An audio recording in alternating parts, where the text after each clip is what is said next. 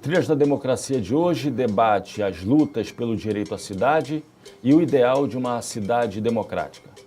As nossas convidadas são Edicleia Santos, coordenadora do grupo Espaço Mulher e liderança do Ocupe Passarinho, e Hermínia Maricato, professora da Faculdade de Arquitetura e Urbanismo da Universidade de São Paulo, ex-secretária de Habitação e Desenvolvimento Urbano da cidade de São Paulo na gestão Luiz Erundina e ex-secretária executiva do Ministério das Cidades na gestão Lula. A primeira pergunta que eu faria a vocês, numa tentativa de fazer um diálogo entre a realidade de São Paulo e a realidade do Recife, diz respeito às lutas pelo direito à moradia e pelo direito à cidade, às benesses de uma habitação digna nas duas cidades. E aí eu queria que tanto Edicleia quanto Hermínia falassem de dois momentos históricos diferentes, né? Edicleia falando da experiência da ocupação de Passarinho, da resistência feita contra as ameaças de despejo, e que Hermínia falasse um pouco das lutas na zona leste de São Paulo, no final dos anos 70, início dos anos 80. Edicleia. A comunidade de Passarinho veio do Morro da Conceição, que foi um projeto por habitação, né? E aí teve muitas reuniões lá da comunidade e na época do governador Miguel Arraes, ele ofereceu a comunidade de Passarinho, que era uma mata fechada, só tinha um rio maravilhoso e passarinho, porque as pessoas iam pegar passarinho nessa comunidade. Tá. Então, ele prometeu lotear, sanear, né, calçar todas as ruas e botar 500 famílias no Morro da Conceição dentro de Passarinho. Então, tudo que tem em Passarinho é luta e fruto dos moradores e moradoras da comunidade. E com o crescimento da comunidade, hoje a Passarinho está com 20 mil moradores, né, pessoas dentro de Passarinho, e as lutas não param de crescer, né? A gente tem uma luta por políticas públicas dentro da comunidade, que desde 2015 a gente tem o Ocupa Passarinho, denunciando toda a falta de políticas públicas. Há mais de 2 anos, que a única escola que a gente tem na comunidade, que é uma escola de ensino fundamental, não matricula nenhuma criança, porque chegou, fizeram um habitacional de 300 e poucas famílias, chegaram lá, com mais uma ocupação que tem a Vila Esperança, que tem outra tanto de mais de 5 mil famílias. Então, essa quantidade de gente, a escola não suportou a quantidade de criança, então está aí a gente tem várias reuniões com o secretário de Educação para ver como é que faz a gente tinha um anexo no Conselho de Moradores, que também não tinha estrutura nenhuma para acomodar essas crianças, e aí tiraram essas crianças do Conselho de Moradores, amontoaram todo na escola, dividiram a sala em 2, então as crianças estão todas amontoadas lá, e mais de 2 anos que não matricula nenhuma criança. A gente já teve várias reuniões com a secretaria, procuramos casa com a secretaria dentro da comunidade, achamos uma casa. Desde o final de 2017, que alugaram essa casa, e essa casa até agora o anexo ainda não foi pronto para as crianças estudarem nessa casa. Então, é uma grande luta, é uma luta por saúde, é luta por meio ambiente, é luta por transporte, por segurança. Então, Passarinho é uma movimentação de resistência, né, porque o Grupo Espaço Mulher é um grupo de mulheres negras, que é o único grupo fixo mesmo na comunidade, né, e a gente se envolve em tudo. E é isso que a gente faz, nossa resistência dentro de Passarinho. Hermínia, é possível fazer alguma analogia? Existem características em comum com aquelas experiências do final da década de 70, início dos anos 80? Quando você tocou nessa questão, né, a comparação entre Recife e São Paulo, me veio logo na cabeça o quanto as nossas histórias... Recife foi uma cidade... do ponto de vista cultural e político, que foi centro do Brasil num determinado momento.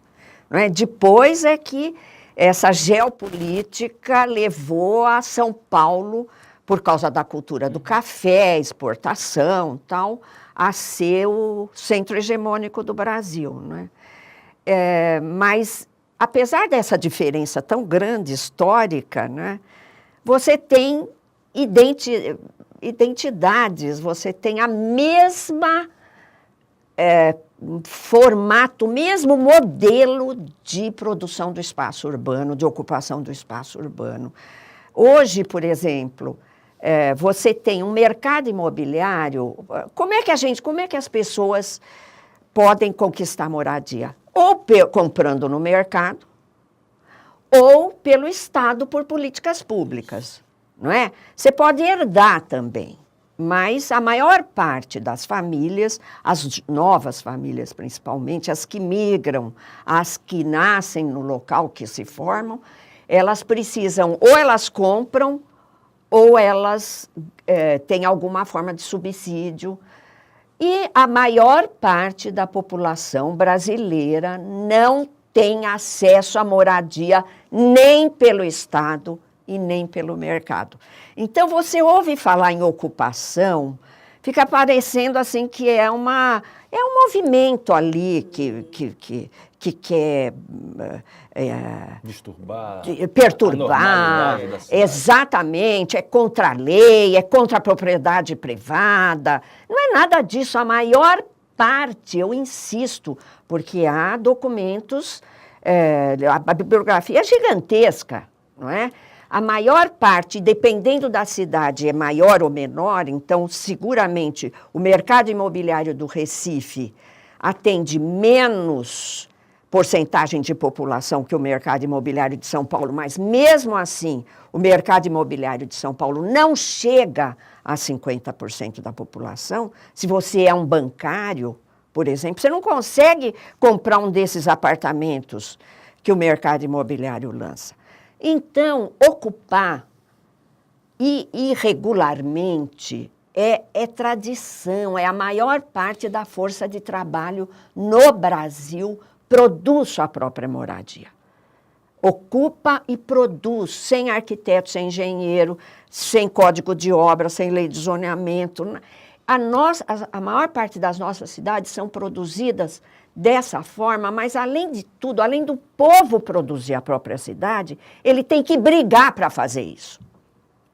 Isso é que é impressionante, que você é compulsoriamente ilegal, você não tem escolha, e você não tem a escritura da terra, as leis não são feitas ou aplicadas para te dar esse direito, e de repente, quando chega um certo tipo de aplicação da lei, você tem que lutar para permanecer num lugar que você construiu. E você construiu porque você não tem alternativa.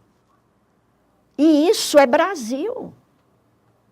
Hermínia, tu deu uma entrevista recente ao Brasil de Fato, em que você fala que ilegal, na verdade, são os condomínios fechados, né? Ah, sim, tem isso. E não as ocupações, já que elas cumprem uma função social. A função social da propriedade. Isso.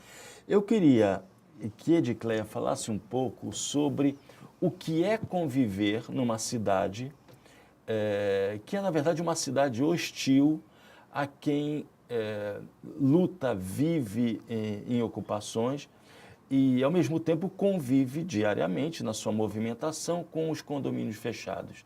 E depois, Hermínia, eu queria que você explicasse melhor essa contradição entre o uso da palavra legalidade para os condomínios fechados e ilegalidade para as ocupações.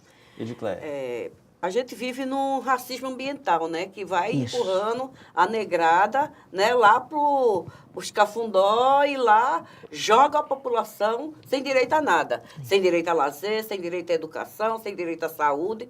Porque passarinho é isso, né? Tem uma parte onde eu estou, que é a Vila Nossa Senhora da Conceição, que lá tem mais ou menos uma estrutura, porque as pessoas têm o título de posse da terra, né? Porém, a propriedade ainda não tinha sido concretizada. Então, em 2016, começaram a dar o título de propriedade, porque a gente só tinha o título de posse, em algumas famílias, e cada ano de eleição, aí eles vão lá dar um título de posse a uma quantidade de pessoa, né? Para dizer que está fazendo a sua bondade, né? De estar fazendo isso. Enquanto que as pessoas que estão lá na Vila Esperança não têm direito a nada. Então, está lá, a gente começou essa comunidade, ela começou em 2014, né? Ocuparam lá, que era uma granja que estava lá totalmente abandonada, sendo as pessoas iam para lá para fumar, para matar, não sei o quê. E aí as pessoas ocuparam, porque precisavam de uma casa para morar. Então, o cara que se dizia dono botou na justiça para tirar as pessoas de lá. Então, a gente se movimentou junto com várias organizações, botaram 2 advogados à disposição das famílias, e aí foi o promotor público, a gente conseguiu até levar um juiz dentro da comunidade para que ele visse que as pessoas estavam ali porque precisavam. E quando estava perto das pessoas sair, o juiz, a gente conseguiu que o juiz derrubasse a liminar das pessoas saírem. Então, as pessoas estão lá. Então, estão lá. Já não é mais feita as casas de papelão, que estão casa de alvenaria, tal, mas estão lá, sem direito a nada. Porque aí você tem que ter hora de adoecer, porque é um local que não tem. Deu 9 horas da noite, não tem mais transporte, né? Então, se você adoece, você tem que esperar o dia amanhecer para poder ir para uma UPA. Porque o único posto que tem na comunidade do lado que eu moro só atende 4.000 famílias. E as outras áreas estão totalmente descobertas. E essas pessoas estão lá lutando, né? A gente já conseguiu ir no governo, no Palácio do Governo, ficar lá na frente com não sei quantas famílias, e até agora nada, né? Isso foi em 2014, até a gente está em 2019, e essas pessoas estão lá sem nenhum direito a nada, né? De lazer, nem de educação, nem de nada. E isso faz com que a gente nos fortaleça para que a gente lute contra esse governo que está ali mostrando uma cidade, que é a cidade, parece que está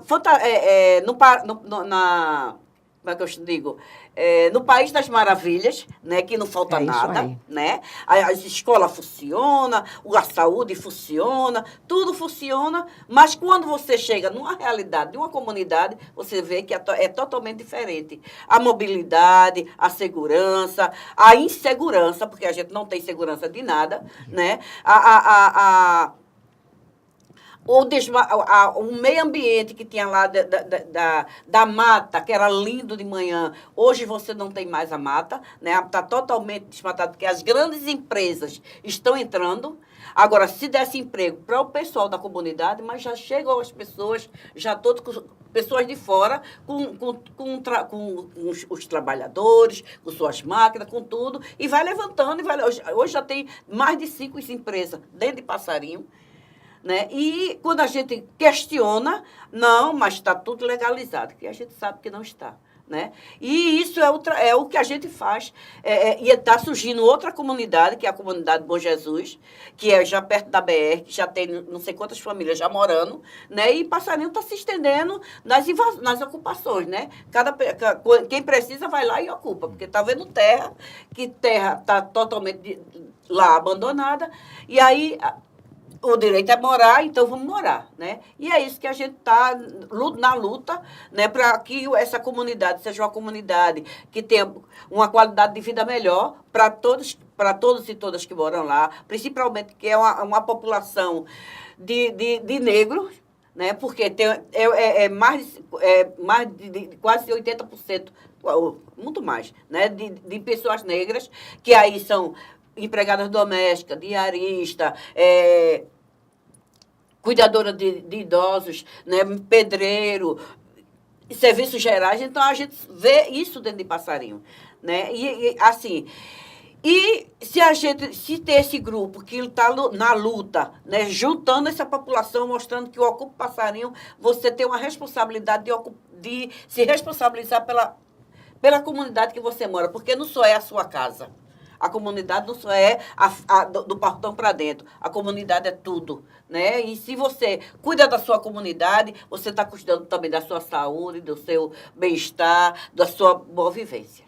Hermínia, a gente falava aqui sobre função social da propriedade e os condomínios cada vez maiores em quantidade, trancafiados atrás de muros. E eu fiz referência a uma entrevista que você deu recentemente ao Brasil de Fato, dizendo, não, a função social da propriedade e as ocupações cumprem a função social da propriedade. Então, devem ser tratadas de maneira legal, ao contrário dos condomínios fechados. Eu queria que você falasse um pouco sobre isso.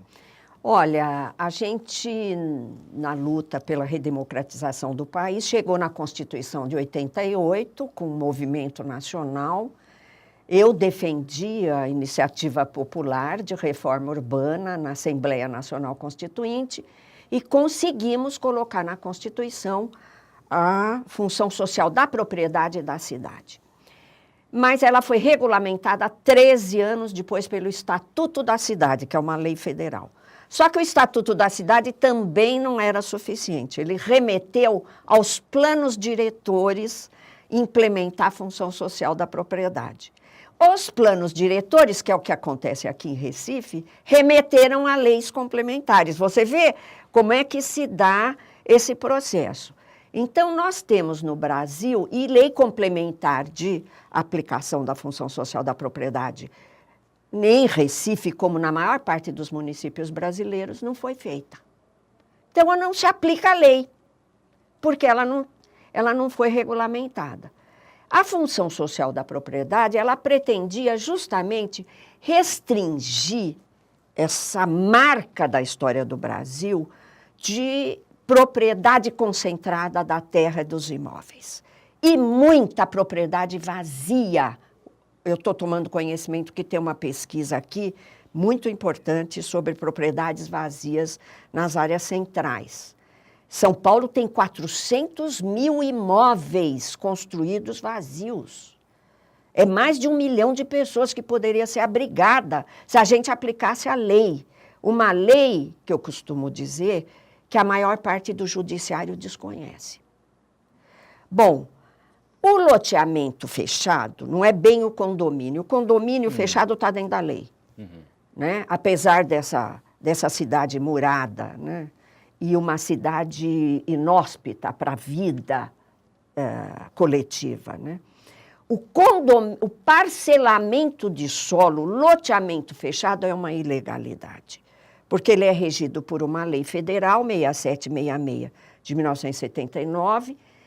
As ruas são públicas e uma parte da gleba é pública sobre a forma de praças e áreas institucionais. E isso que você está falando não atinge diretamente a circulação pela cidade? Sem dúvida. Pelo que eu estou entendendo, você está dizendo que cada construção necessita reservar um espaço que é para circulação pública. Quando é parcelamento. Eu estou pensando aqui nas calçadas. Né? Sim. As calçadas no Recife, as calçadas nas cidades brasileiras em geral, são cada vez mais estreitas. Né? É como se a cidade tivesse sido construída para se morar dentro dos condomínios, das residências, e fora dela para circular de carro. Se nega a cidade. Se nega a cidade. Se nega a Isso cidade. É um obstáculo à Se ideia de nega a cidade vida democrática. coletiva, sem dúvida. Isso é por causa da imensa desigualdade. Essa desigualdade foi muito bem apontada aqui, tem cor. No Brasil inteiro, não é? Então, eu pude dar aula em escolas da magistratura do Rio de Janeiro, São Paulo, e percebo que muitos promotores, juízes, moram dentro de loteamentos fechados. A legislação urbanística ela é muito ignorada. Inclusive, Como ela é muito ignorada, ela se aplica de acordo com as circunstâncias. E tem muito a ver com a aparência. Se é pobre, merece um tipo de tratamento. E se é aquela aparência daquela cidade hegemônica, legal, não é? Porque nós temos essa dicotomia, nós temos cidades completamente apartadas. Mas o que eu queria chamar a atenção é que essa cidade hegemônica dos grandes arranha-céus, dos grandes apartamentos, dos condomínios murados, ela é uma minoria, se eu for contabilizar a população da cidade. Isso aqui que foi descrito, essa luta por ter o posto de saúde, a escola, o ônibus que some no fim de semana e que traz um problema gravíssimo de mobilidade. Isso é regra, não é exceção. Essa é. Eu acho que existe um analfabetismo urbanístico na nossa sociedade, porque não é evidente na mídia, em todo lugar, que isto é a maioria e que isso é regra. Ou seja, o que está falando é que a cidade invisível, a cidade invisibilizada, abriga a maioria da população. Enquanto a cidade que é visível, que aparece nos meios de comunicação de massa, nas propagandas, abriga a minoria, da população. Sim, isso é contabilizado. Você pega o mercado imobiliário, pega o produto de menor preço e vê lá quem pode comprar. Aí você vai ver que a maior parte da população na cidade, se você for olhar a renda familiar, ela não consegue um financiamento para comprar o menor preço que o mercado imobiliário oferece. Eu costumo provocar muito os agentes do mercado imobiliário, porque eu gostaria que eles fossem mais capitalistas, mais competitivos, que eles oferecessem um produto de menor preço para que a classe média pudesse chegar nele.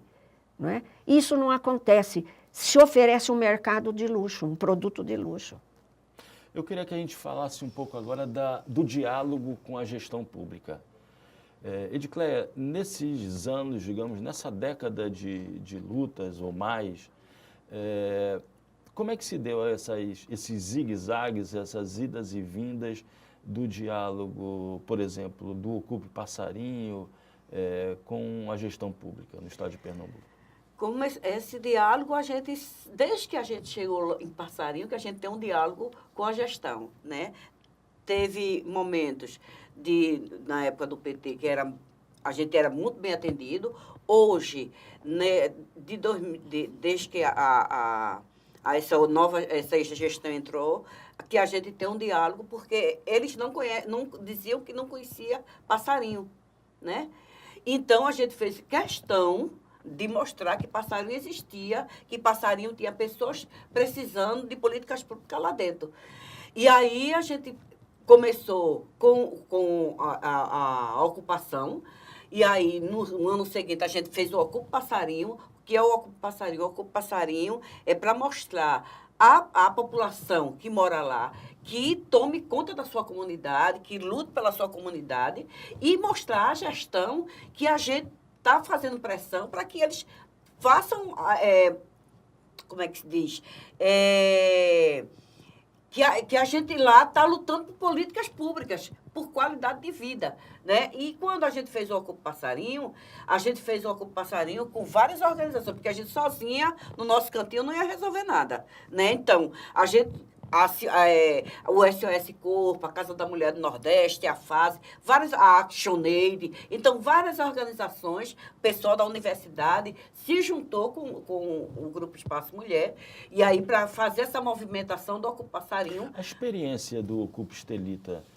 Foi daí que a gente criou o Ocupe Passarinho, porque estava naquela efervescência, né, do Ocupa Estelita, dos movimentos sociais, lutando com o Ocupa Estelita, e a gente queria fazer uma ação dentro da comunidade de Passarinho, mas uma ação que chamasse a atenção do poder público. E foi aí que surgiu a ideia, né, junto com a Casa da Mulher do Nordeste, que é uma grande parceira nossa, trazer o Ocupa Passarinho. Que tal a gente fazer o Ocupa Passarinho para a gente denunciar a falta de políticas públicas dentro da comunidade?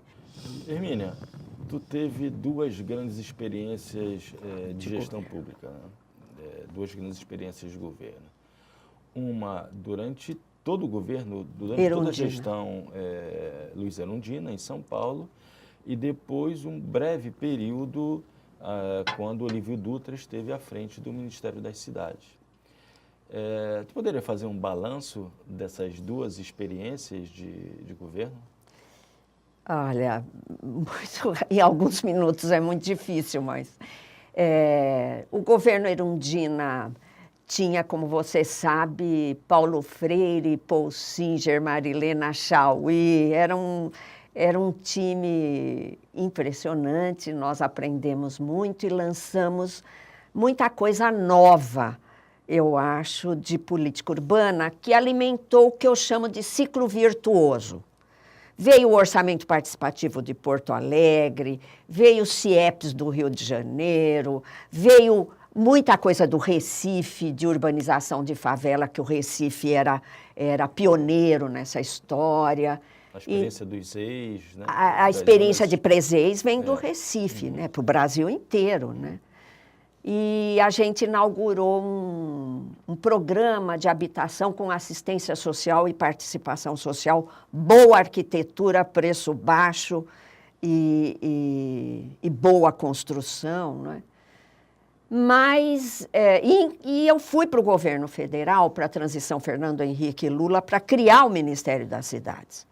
E criamos o Ministério com uma estrutura participativa para ninguém por defeito, Conferência Municipal, Estadual, Federal, Conselho Nacional das Cidades. Parecia que nada podia dar errado, mas, do meu ponto de vista, a correlação de forças levou a experiência para um outro lugar, né?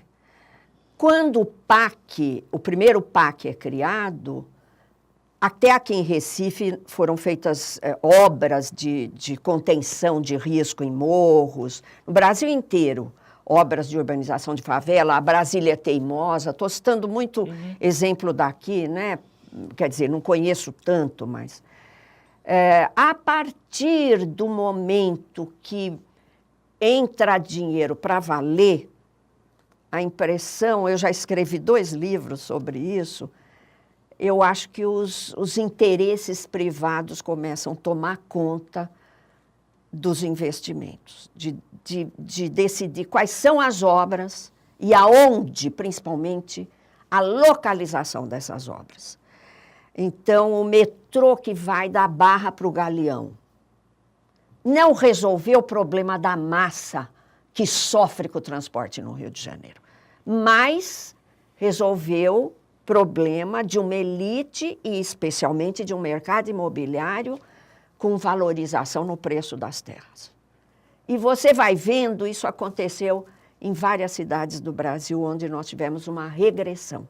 Eu saí do Ministério com a entrada do PP no Ministério, foi uma troca para governabilidade no Congresso. O corpo técnico é muito importante, eu considero um corpo que ficou lá, até hoje está lá, muito importante, mas a orientação política já era uma orientação de... você vê obras viárias no Brasil inteiro atravessando fazendas vazias, como é o caso de Vitória da Conquista, como é o caso de Campina Grande, como é o caso, eu não conheço aqui Caruaru, mas gostaria de conhecer. Então, você tem investimentos, principalmente por conta da Copa, que não foram ao encontro das necessidades da maior parte da população. A lógica mercantil, a lógica dos mega-eventos acabou predominando.